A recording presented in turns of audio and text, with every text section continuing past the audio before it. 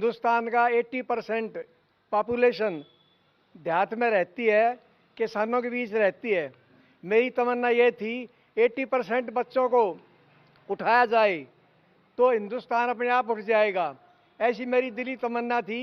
देश का असली खजाना रिमोट देहात के अंदर रहता है और इस एरिया में कोई पब्लिक स्कूल था भी नहीं उस टाइम। इसी वजह से मैंने ये स्कूल आपके सरस्वती जी के आशीर्वाद से 1997 में स्थापित किया। हमारी नेशनल एजुकेशन पॉलिसी एम्फसाइज कर रही है स्किल एजुकेशन पे, वोकेशनल कोर्सेज पे, जो आपको कहीं ना कहीं लाइफ में सिक्योर करने के लिए, एज ए एंटरप्रेन्योर आप लोगों को डेवलप करने के लिए गवर्नमेंट बहुत सारी पॉलिसीज लेके आई है। जय हिंद। मैं आरपी सिंह आप सभी का बहुत बहुत स्वागत करता हूं और विशेषकर स्वागत करता हूं अपने आने वाली जनरेशन का, क्योंकि वो हमारे भारत का भविष्य हैं। और आज हम एक ऐसे शिक्षा मंदिर में बैठे हैं जिसका नाम है भोली राम पब्लिक स्कूल, जो इंदिरा पार्क नजफगढ़ में है। अब इन बातों को आगे बढ़ाते हुए मैं इस बात से बहुत खुश हूँ कि इस देश में आज हमारे सामने कुछ ऐसे बच्चे बैठे हुए हैं जिन्होंने हर दिन कुछ देश प्रेम का नारा वो लगाते हैं। तो बच्चों, आपके प्रिंसिपल साहब ने बोला कि आप लोग कुछ रोज़ असेंबली के समय कुछ स्लोगन बोलते हो, तो मेरे दिमाग में आया कि प्रिंसिपल साहब की इन बातों को और जो दो हमारे साथ जो रामचंद्र जी बैठे हुए हैं सबकी बातों को मैं एक बार देखूं कि वो क्या नज़ारा होता होगा। तो मैं अब आपसे एक स्लोगन कहूँगा, आप वो उसका उत्तर देना है। देश की रक्षा कौन करेगा? हम करेंगे, हम करेंगे। भारत माता की, भारत माता की, भारत माता की, हम सब। तो अभी आपने बच्चों के जोश को देखा और ये जो घंटी बजी ये जोश को और बढ़ाएगा, क्योंकि ये एक तरह से हमारे दूसरे तरह की भी घंटी है कि हम आगे बढ़ने के लिए अपने दिमाग को खोल कर रखें और हर दिन कुछ सोच कर जाएं, कुछ लेके जाएं। हर दिन घर जाने के पहले ये देखें कि आज हमने क्या सीखा, चाहे एक वर्ड सीखा हो, लेकिन सीखा तो। अब मैं इसी कड़ी में श्रीमती पूनम जी से, जो वाइस प्रिंसिपल हैं, उनसे निवेदन करता हूं कि आप दो शब्द बोलें। हमारे स्कूल में मोरल एजुकेशन पे काफ़ी ध्यान दिया जाता है। हर एक बच्चे का आईक्यू लेवल अलग होता है, सबका बराबर नहीं होता। तो सारे बच्चे डॉक्टर और इंजीनियर नहीं बन सकते। तो कुछ बच्चों को स्पोर्ट्स में इंटरेस्ट होता है, कुछ को कल्चर प्रोग्राम में इंटरेस्ट होता है, कुछ म्यूज़िक में इंटरेस्ट लेते हैं। तो अलग अलग बच्चे का अलग अलग चॉइस होती है। तो आजकल स्पोर्ट्स का बहुत ज़्यादा कंपटीशन बच्चों में देखा गया है और इसकी तरफ बहुत बच्चे आकर्षित भी हो रहे हैं, स्पोर्ट्स की तरफ। कितने स्पोर्ट्समैन हमारे गोल्ड मेडल जो हमने आज तक अचीव नहीं किए, हमारे इंडिया ने कितने मेडल हमारी इंडिया ने हासिल किए। तो इससे ही पता चलता है कि स्पोर्ट्स का हमारे इंडिया में कितना ज़्यादा स्कोप है, कितना ज़्यादा प्रकोप हो रहा है। हमारे स्कूल में भी फिज़िकल एजुकेशन का सब्जेक्ट 11-12 क्लास में पढ़ाया जाता है। तो बच्चों को उससे सारे बच्चे इंजीनियर डॉक्टर ना बन के, कुछ बच्चे होते हैं जिनका आईक्यू लेवल कम होता है, स्पोर्ट्स में इंटरेस्ट होता है, वो उसमें भी अपना कैरियर बना सकते हैं। स्पोर्ट्स में भी बहुत सारे कैरियर बच्चा अपने अचीव कर सकता है। स्पोर्ट्स टीचर बन सकता है, कोच बन सकता है, अपना कोई बिजनेस स्टार्ट कर सकता है और बहुत सारी और भी स्कोप है इसके फील्ड में।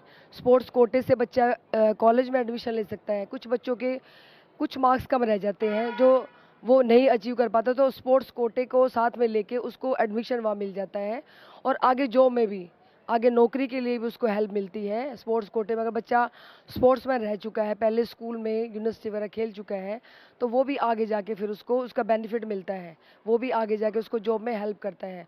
और रेलवे लाइन में और किसी भी फील्ड में हमारे गवर्नमेंट जॉब में उसको काफ़ी हेल्प मिलती है, जो उसको आगे अपने फैमिली में ज़रूरी होता है।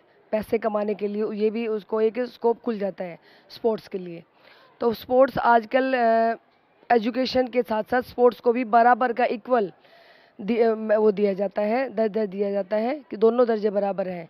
इतने पहले के टाइम में लोग स्पोर्ट्स को फालतू का सब्जेक्ट मानते थे। वो मानते थे कि नहीं, स्पोर्ट्स तो कोई सब्जेक्ट ही नहीं है, क्या करेंगे बच्चे स्पोर्ट्स में जाके। नहीं, सिर्फ पढ़ाई को ही ज़्यादा वैल्यू दी जाती थी। लेकिन नहीं, आज लोगों की सोच बदल चुकी है। लोग उस सोच को आगे रख के चलते हैं कि हमारा बच्चा स्पोर्ट्स में भी आगे रखे और बच्चा ऑलराउंड डेवलपमेंट करे। तो उसके साथ मैं अपनी वाणी को विराम देती हूँ कि बच्चे स्पोर्ट्स को किसी भी लेवल में कम ना समझे, और इसमें भी बहुत सारे स्कोप है आप लोगों के लिए जो आप उसको हासिल कर सकते हो डॉक्टर इंजीनियरिंग के अलावा। तो आप उसमें अच्छा करें और बहुत सारी तरक्की करें और स्पोर्ट्स को बराबर लेके चलें। धन्यवाद पूनम जी, आपने जो बच्चों को आशीर्वाद दिया उसके लिए बहुत बहुत धन्यवाद। बच्चों ने एक बार फिर मैं कहूँगा कि पूरे जोश के साथ ताली बजाई जाए। आपका बहुत बहुत धन्यवाद। अब क्योंकि जैसा जब पूनम जी बोल रही थी तो ऊपर एक हेलीकॉप्टर उड़ रहा था, ये आपकी उड़ान है। आसमान जो है वो आपका स्काई इज़ द लिमिट। तो मेन बात ये है कि कोई भी बच्चा जो यहाँ आया है वो अलग अलग तरीके से अलग अलग स्ट्रीम में भी जा सकता है। कोई लिमिट नहीं है, एज की भी नहीं है, किसी की नहीं है। और अगर आपको इससे संबंधित कोई भी प्रश्न पूछना हो तो आप नीचे जो नंबर हमारे चल रहे हैं उस पे भी आप अपनी पूरी जिज्ञासाएं पूछ सकते हैं। क्योंकि कभी कभी कुछ बच्चे, जैसा डॉक्टर श्री कृष्ण जी ने भी बोला था कि कुछ बच्चे सोचते हैं कि स्कूल के बाद कोई एजुकेशन नहीं। ऐसा कुछ नहीं है। मैं चाहूँ तो मैं भी इस उम्र में कोई कोर्स कर सकता हूँ। अगर हमारे रामचंद्र जी बुरा ना माने तो मैं ये भी कह सकता हूँ कि वो भी कर सकते हैं। Education is a life long process. Education is a life long process. देखिए कितनी अच्छी बात हमारे रामचंद्र जी ने बताई। अब इसी बात को आगे बढ़ाते हुए मैं श्री मनोज कुमार जी से बोलूँगा कि वो अपने विचार इस बारे में रखें। मनोज कुमार जी। सबसे पहले सुभारती चैनल, हमारे स्कूल के मैनेजमेंट, इन सभी का धन्यवाद, और मेरे अध्यापक गुरुजनों का भी धन्यवाद जिनकी वजह से आज मैं यहाँ हूँ, जो इस टीचिंग प्रोफेशन में आया। बहुत ही नाइस प्रोफेशन भी है और बहुत ही जिम्मेदारी वाला काम भी है। एजुकेशन का जो एक सच्चा मकसद है वो है बच्चों का ऑल राउंड डेवलपमेंट करना, और for the all round development there are all the facilities available in this school. जैसा कि हमारे प्रिंसिपल सर हैं, हमारे मैनेजिंग डायरेक्टर सर हैं, वाइस प्रिंसिपल मैडम हैं, उनकी गाइडेंस में स्कूल में बच्चों के ऑल राउंड डेवलपमेंट से रिलेटेड फैसिलिटीज़ अवेलेबल हैं। Labs, cultural activity, sports, yoga, साथ साथ मॉरल एजुकेशन इज़ मस्ट। और डेली असेंबली में हमारे स्टूडेंट्स होते हैं हाउस वाइज, मॉरल वैल्यूज़ को लेकर बहुत ज़्यादा उस पर बच्चे अलर्ट रहते हैं। डिसिप्लिन मेंटेन करना, ये जो ऑल दो वैल्यूज़ हैं ये सभी बच्चों के अंदर इम्पार्टेड की जाती है, और ये सभी चीज़ें बहुत ही आवश्यक है एक अच्छा जीवन जीने के लिए। डिसिप्लिन बहुत ज़रूरी है, मोरलिटी भी बहुत ज़रूरी है, बच्चों का इस तरीके के व्यवहार में परिवर्तन लाना। क्योंकि एजुकेशन से क्या होता है, एक बच्चों के व्यवहार में परिवर्तन लाने का प्रयास किया जाता है।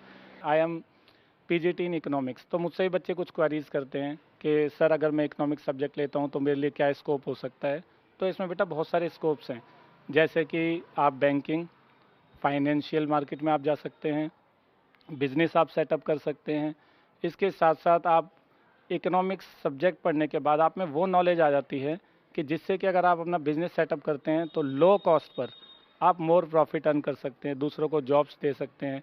इकोनॉमी हमारी किस तरीके से काम करती है, आप नेशनल इनकम को देख लीजिए, या कंज्यूमर बिहेवियर आप पढ़ते हैं। बहुत सारे इसमें टॉपिक्स होते हैं इकोनॉमिक्स में, बैंकिंग से रिलेटेड होता है, फाइनेंस से रिलेटेड है, तो एक्सपोर्ट इम्पोर्ट है, तो ये सब्जेक्ट आपके लिए बहुत ही बेस्ट होता है। जो आप आर्ट्स वाले बच्चे भी कई बार सोचते हैं या कॉमर्स वाले हैं कि हमारे लिए क्या स्कोप रहे, तो अगर आप ये सब्जेक्ट लेते हैं और बहुत ही आप नेशनल सैम्पल सर्वे जो ऑर्गेनाइजेशंस हैं इनमें आप जॉब्स ले सकते हैं। स्कोप्स की अगर हम बात करें तो साथ ही साथ आप जो हैं इसमें जो बहुत सारी डाटा कलेक्शन से रिलेटेड कंपनीज़ हैं वो भी बच्चों को हायर करती हैं। जो जब बच्चे वो एजुकेटेड हो जाते हैं, एमए में इकोनॉमिक्स करते हैं तो बहुत ज़्यादा स्कोप है। तो इसको सब्जेक्ट भी आपका बहुत बेस्ट सब्जेक्ट है।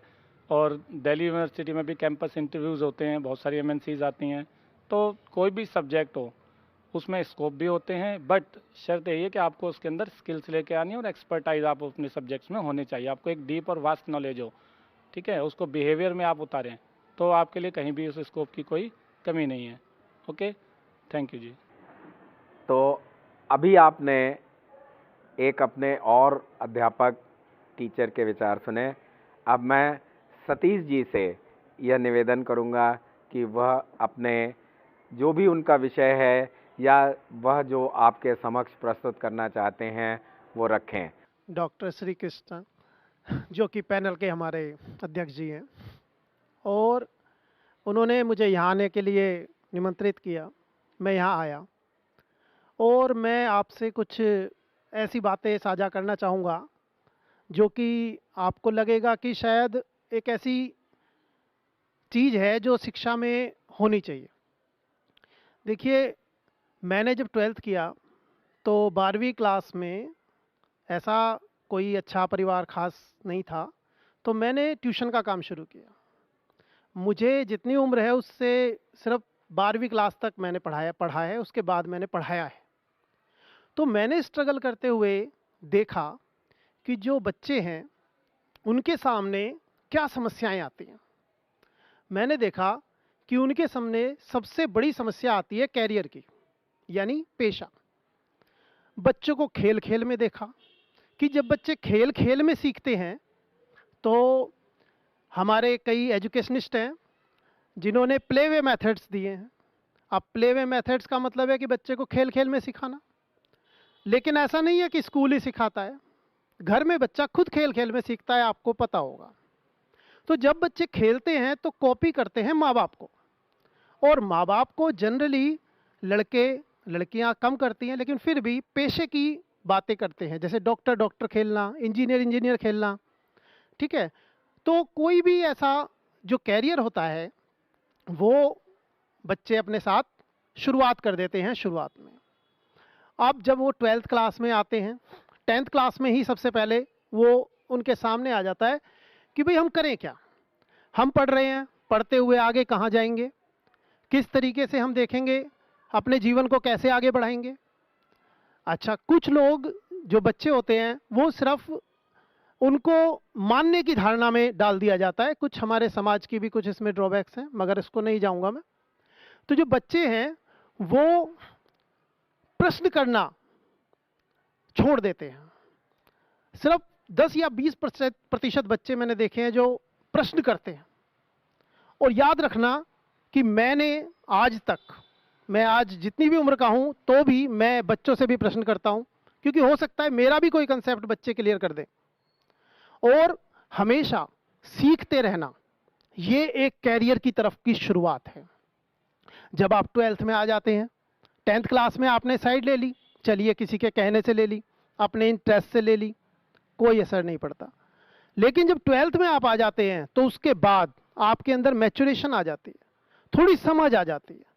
तो आपको उस समझ से ऑनलाइन, डिजिटली, अपने बड़े या जिधर आपका झुकाव है उस तरफ की जानकारी इकट्ठी करने की कोशिश करें।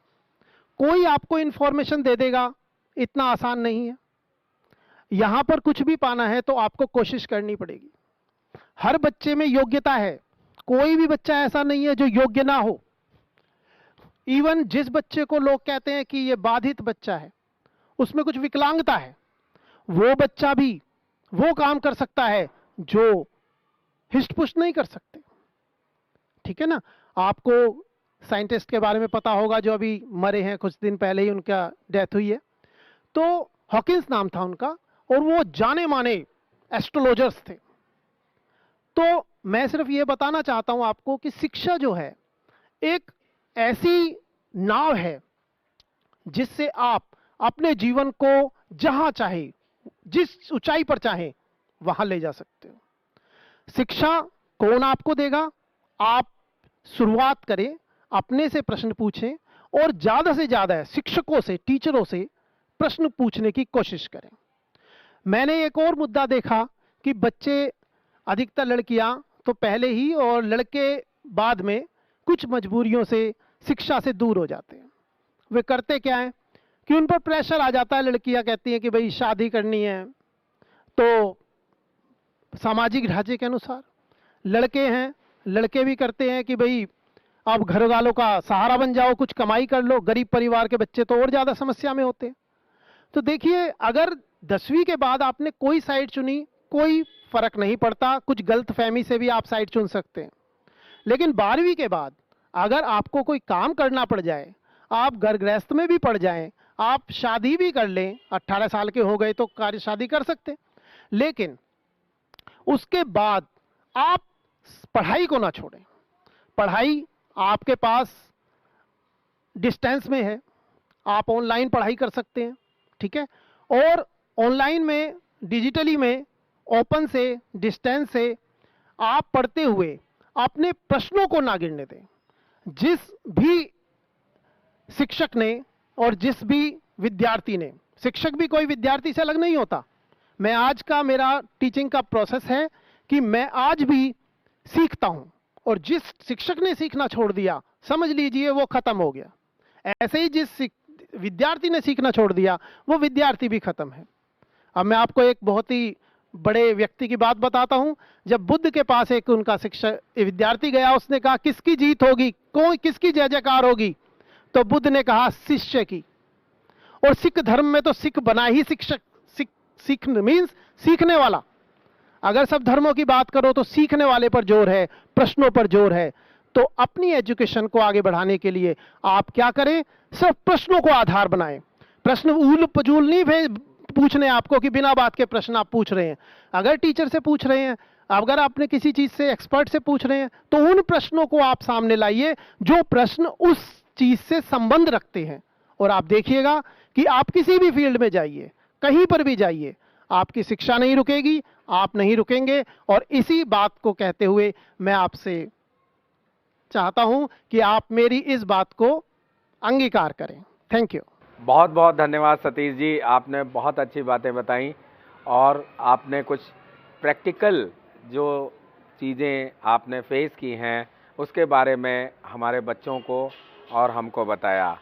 अब समय की सीमा को देखते हुए अब मैं अपने और दूसरे पैनलिस्ट श्री मोहित शर्मा जी से बोलता हूं, या मैं उनसे निवेदन करता हूं कि वो कुछ हमारे बच्चों को बताएं।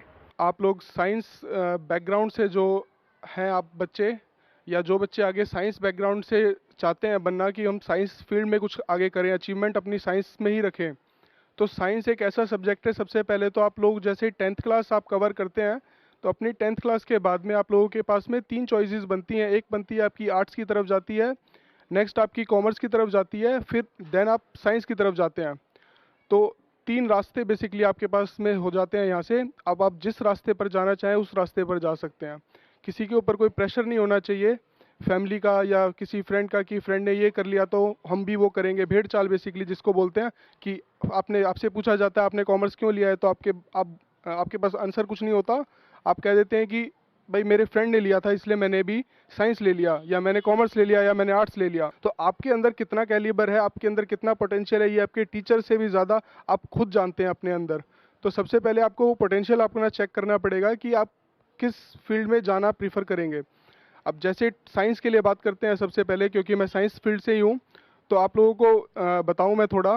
तो साइंस फील्ड के अंदर बेसिकली होगा क्या कि एक ये टॉप मोस्ट बेसिकली आप जैसे समझ सकते हैं कि बिल्कुल टॉप पर है ये लेवल।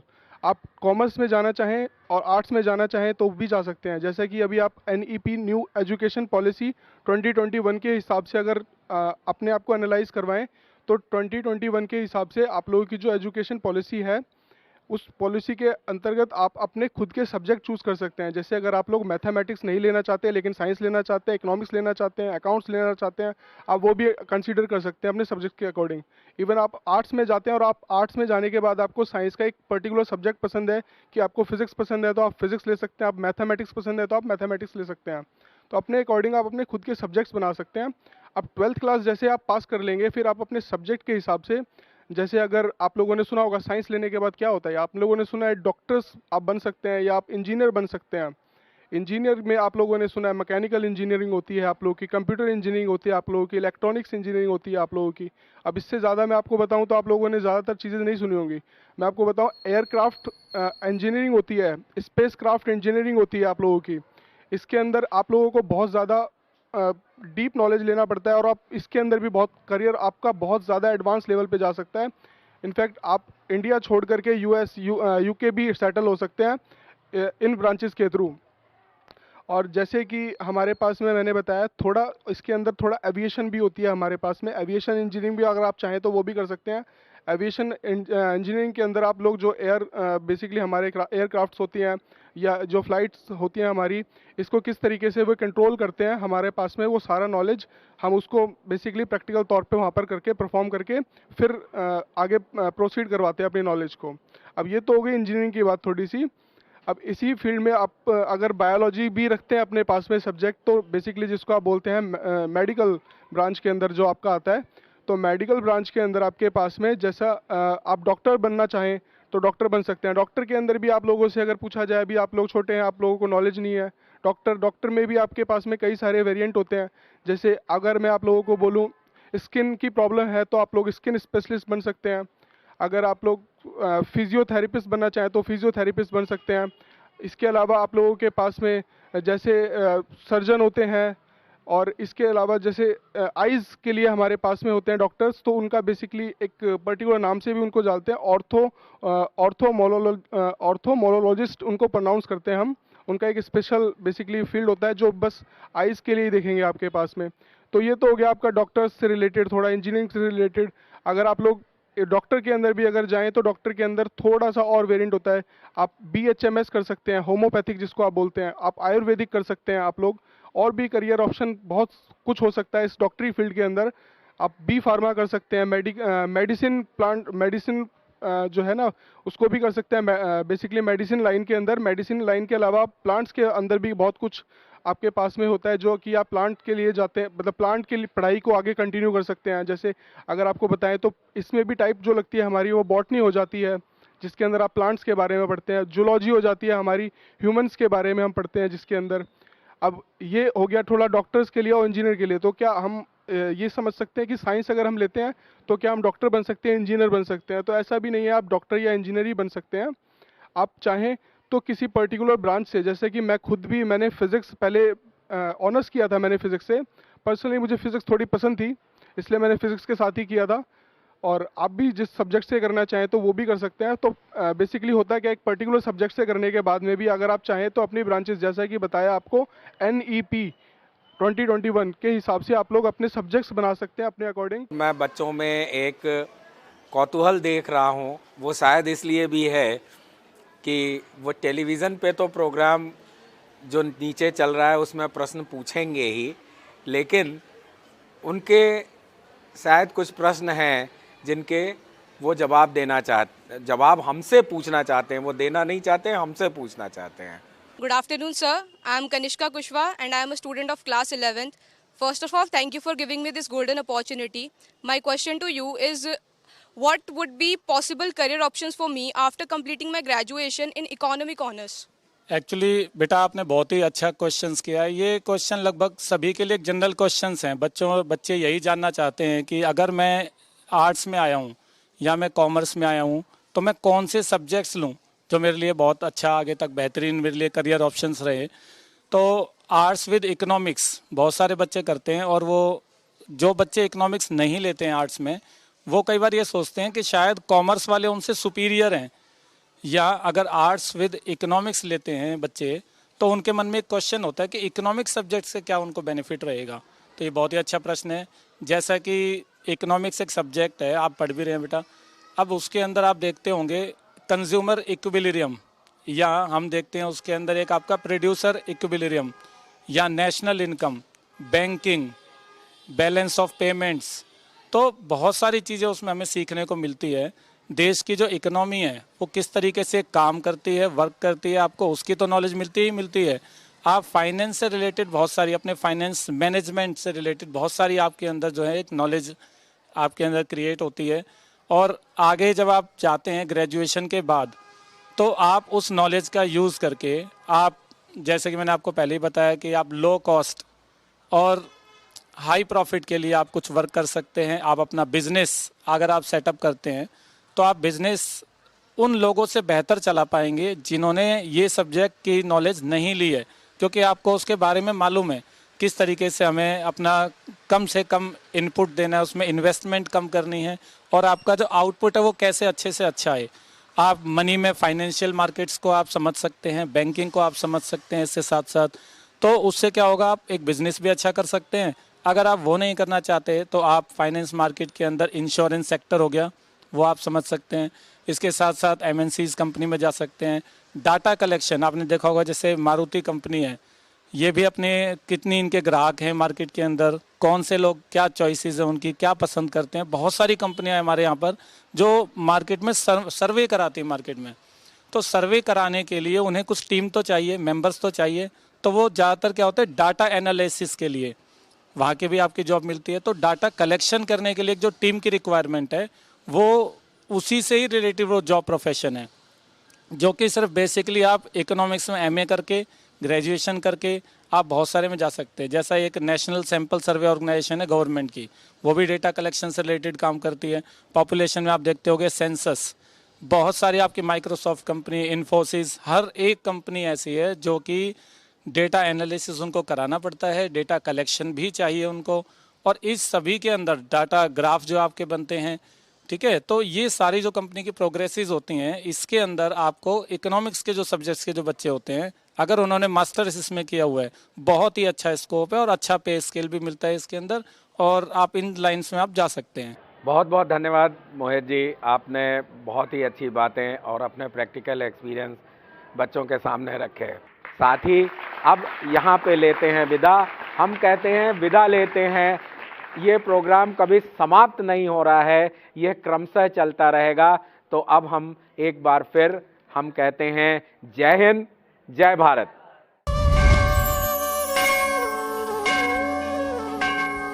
पढ़ेगा भारत तो बढ़ेगा भारत।